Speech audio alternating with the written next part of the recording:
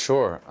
I play the character of Jeff Patterson in the movie, and I start a tour group for the Blair Witch Hunt in Burkittsville, Maryland. And if you are a fan of the first movie, come to Burkittsville, jump in my van, and I'll take you on a Blair Witch Hunt and show you where the movie was shot, where the Blair Witch legend began, and hopefully find a sighting. I thought it was a great risk for Blair Witch 2 to acknowledge the first movie as a movie, because it could have followed in Blair Witch's steps and just tried to make another romp in the woods, and us being scared and like, oh my God, rocks! Who put these rocks here? Joe and the people at Artisan made a far more sophisticated film, and to do that, they wanted to make sure that everyone knew it was a movie, and then we comment on that movie saying, this was a movie, and it worked on your subconscious, and the entire country was under this collective delusion, and this is how you fall under collective delusion, and we're going to show it to you right now in this movie. That's great. I don't think I'm as cynical, no, as Jeff Patterson, the character. I'm far more optimistic about my chances in life, but you know, Blair Witch Jeff, definitely though is an entrepreneur, and he goes after anything and everything, and he sees the opportunities of the first Blair Witch. He sees money-making opportunities, and he exploits them to whatever degree, and that's where I think he and I differ.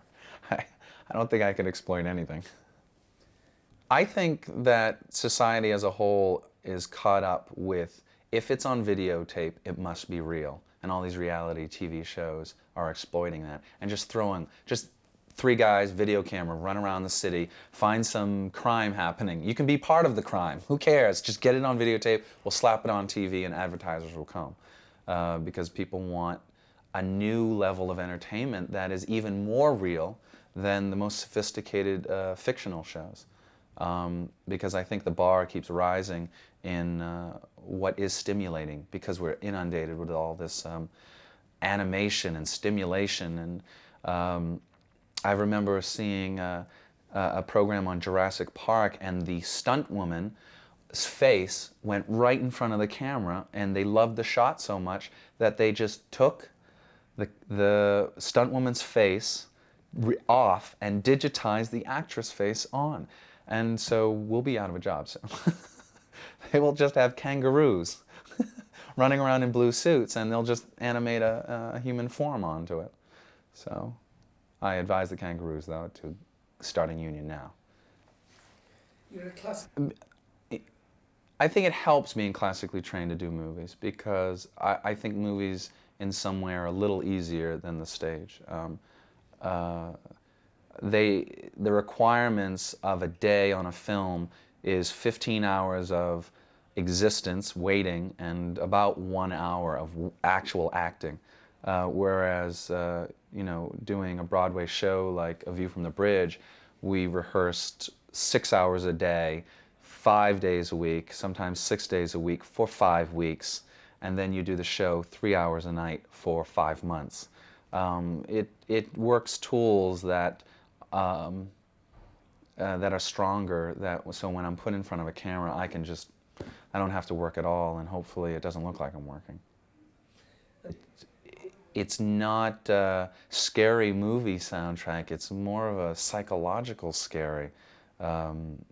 It's very manipulative. In fact, I found myself looking at a scene which I know wasn't that scary to shoot, yet somehow I can't wait for the scene to end because I'm scared, and it's got to do with Marilyn Manson and Poe and the score, and it's really slick. It's really well done.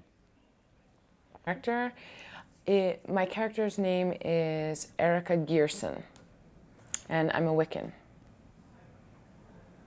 I have come to the Black Hills.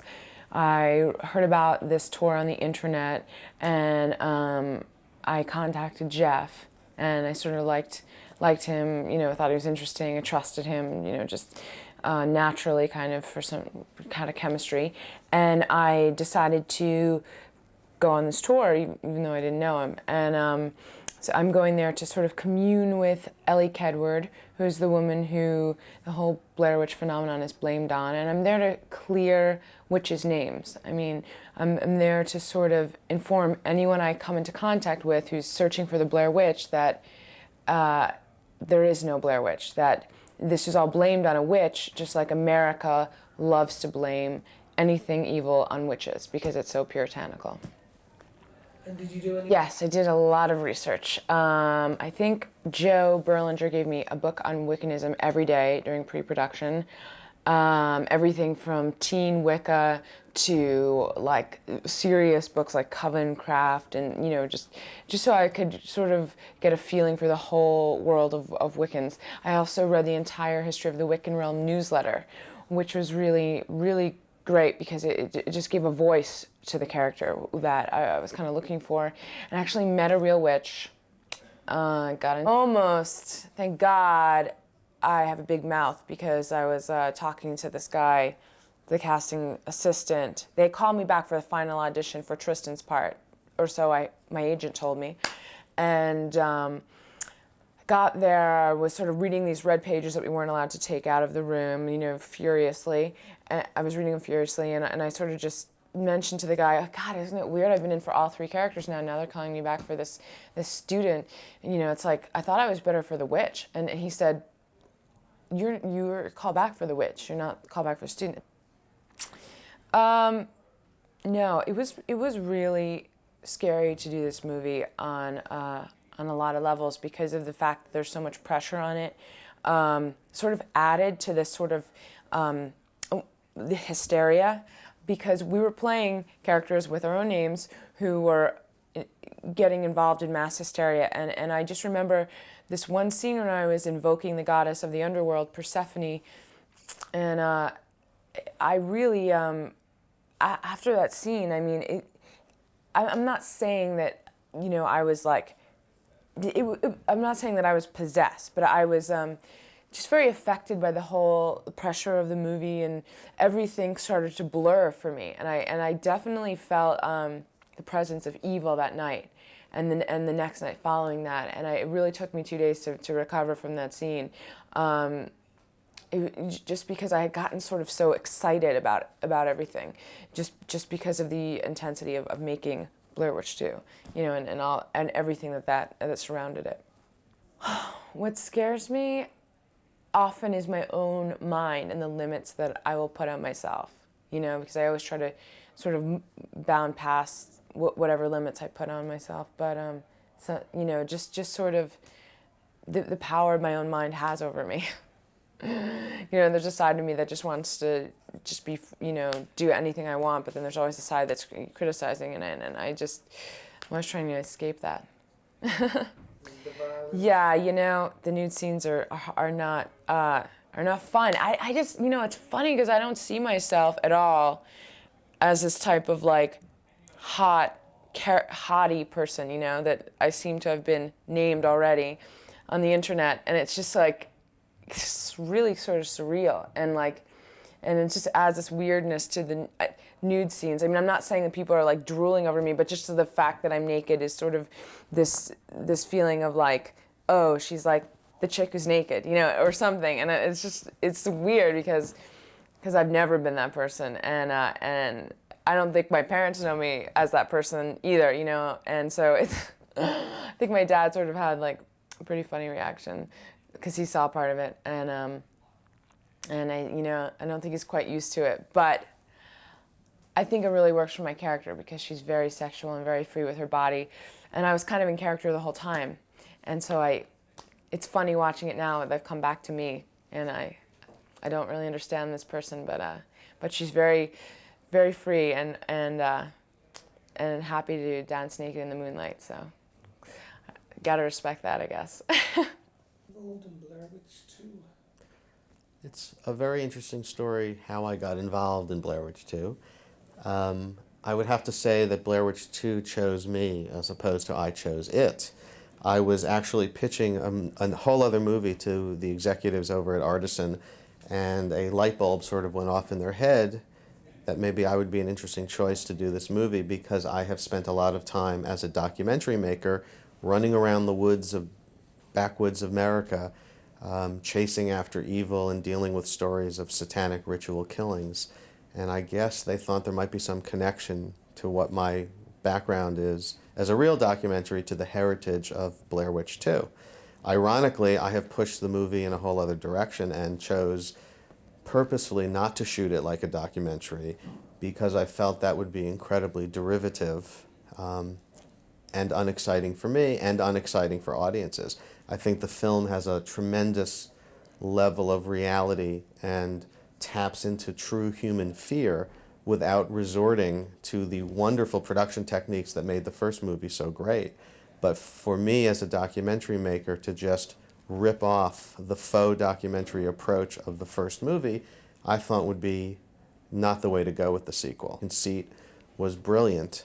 Of course, I was incredibly jealous at how successful it had become, and kept hitting myself over the head. Why didn't I think of that? Because I, as a documentary maker, had a whole room full of the tools of documentary making, and the whole idea of taking the negatives of documentary making and turning them into a positive storytelling approach was absolutely brilliant.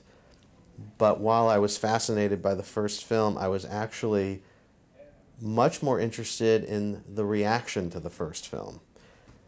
I could understand why people would go into the movie theater thinking that it was a true story, because they were given misinformation. They were marketed to in that way over the internet and through other forms of communication that, hey, this is a real story. But clearly, when the movie was over, to me, it was clearly a movie.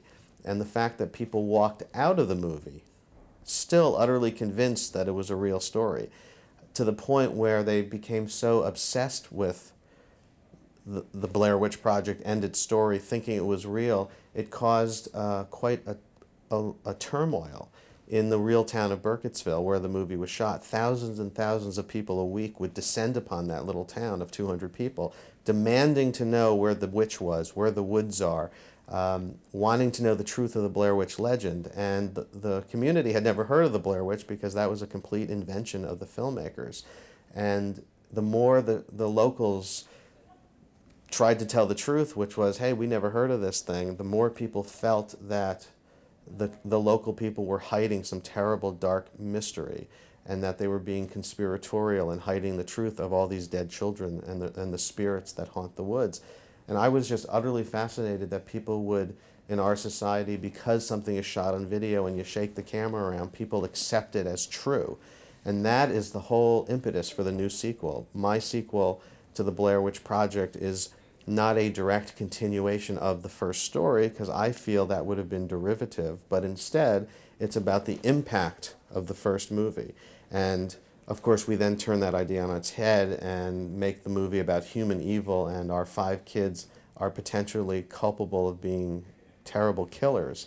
But the whole idea of making a sequel almost an anti-sequel, a postmodern sequel that comments about the impact of the first film and how the Blair Witch Project was in many ways a media-created event, I thought was an interesting way to get into the sequel and to tell a new story. So the new story is about 5 obsessed fans of the Blair Witch Project movie. They're all obsessed movie fans who go down to Burkittsville to fuel their obsession with the movie. They go into the woods to visit all the sites of where the movie was shot. They emerge from the woods, we think unscathed, but as we quickly get into the movie, we realize they've brought something back with them from the woods. And the big question is, did they bring evil back with them and the Blair Witch is alive and well, or did they bring back their own psychotic delusions because they are so obsessed? And in the end, we learn that they've done some terrible things, and the question is, are they responsible for their own actions, or is the evil of the Black Hills alive and well? What grew out of my interaction with that community was I got to know a lot of people who were very interested in the first film and also wanted to tell their stories of how the community was impacted by the Blair Witch Project. So the sequel has a number of real residents in it telling their stories.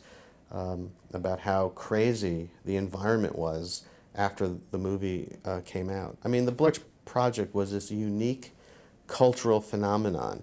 It represented to me the confluence of a number of ingredients coming together to create this unique to cinema explosion. It, first of all, was a movie that was marketed through disinformation, through telling people that it was real when it wasn't. It was also a movie that came out at a time, in America anyway, where I believe the corporatization of American movie making has made it such that movies now try to target the lowest common denominator, and if they don't gross $100 million, they're considered a failure. And ironically, this movie went on to great box office acclaim because it was an anti-Hollywood movie, because it had none of the values of a Hollywood movie, and I think people really responded to that. And the other thing that I think was going on at the time was that in our country, because we live in rather spiritual-less, very scientific times, I think people are looking for proof that the world, especially young people, that the world isn't so rational, that people are yearning for something to believe in on the other side, that there must be something else going on in life that we don't quite understand. And I think the Blair Witch tapped into that. And you take all of those ingredients together and you propel it through the new medium of the internet, and it created an incredibly unique cultural phenomenon.